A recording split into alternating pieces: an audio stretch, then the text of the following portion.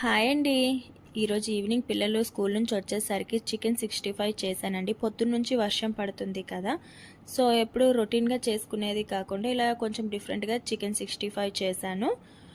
పైన క్రిస్పీగా లోపల చాలా సాఫ్ట్‌గా చాలా బావుంటదండి. ముందుగా బోన్‌లెస్ చికెన్ తీసుకొని క్లీన్ చేసుకొని పీసెస్‌గా కట్ చేసుకోవాలి. ఇప్పుడు అందులో సాల్టు, పసుపు, కారం, కొంచెం గరం మసాలా, ధనియాల పౌడర్, అల్లం వెల్లుల్లి పేస్టు, 2 స్పూన్స్ పెరుగు, హాఫ్ చెక్క నిమ్మరసం వేసి అంతా బాగా కలిసేలా కలుపుకోవాలండి.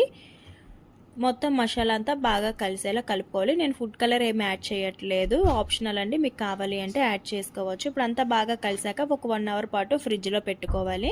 1 అవర్ తర్వాత తీసి 2 స్పూన్స్ కార్న్‌ఫ్లోర్, 2 స్పూన్స్ బియ్యం పిండి వేసి బాగా కలుపుకోవాలండి. పీసెస్కి పిండి పట్టేలా కలుపుకోవాలి. మరీ గట్టిగా కాదు, అలానే లూజ్గా కాదు, వీడియోలో చూపిస్తున్న మాదిరిగా కలుపుకోవాలి. ఇప్పుడు స్టవ్ ఆన్ చేసి డీప్ ఫ్రైకి సరిపడా ఆయిల్ పెట్టుకొని ఆయిల్ వేడయ్యాక మీడియం ఫ్లేమ్లో ఒక్కొక్క చికెన్ పీసు వేసి మీడియం ఫ్లేమ్లో గోల్డెన్ కలర్ వచ్చే వరకు ఫ్రై చేసి తీసుకోవాలండి. హై ఫ్లేమ్లో అయితే పీస్ అనేది లోపల బాగా కుక్ అవ్వదు, మాడిపోతుంది పైన. గోల్డెన్ కలర్ వచ్చాక తీసి పక్కన పెట్టుకోవాలండి. ఇప్పుడు స్టవ్ ఆన్ చేసుకొని వేరే పాన్ పెట్టుకొని 2 స్పూన్స్ ఆయిల్ వేసి అందులో కట్ చేసిన వెల్లుల్లి, కట్ చేసిన పచ్చిమిర్చి, కరివేపాకు వేసి లైట్ గోల్డెన్ కలర్ వచ్చే వరకు ఫ్రై చేసుకొని అందులో ఇప్పుడు ఫ్రై చేసుకున్న చికెన్ పీసెస్ వేసుకుంటే ఒక 1 మినిట్ ఫ్రై చేసుకుంటే చికెన్ 65 రెడీ అయిపోయిందండి.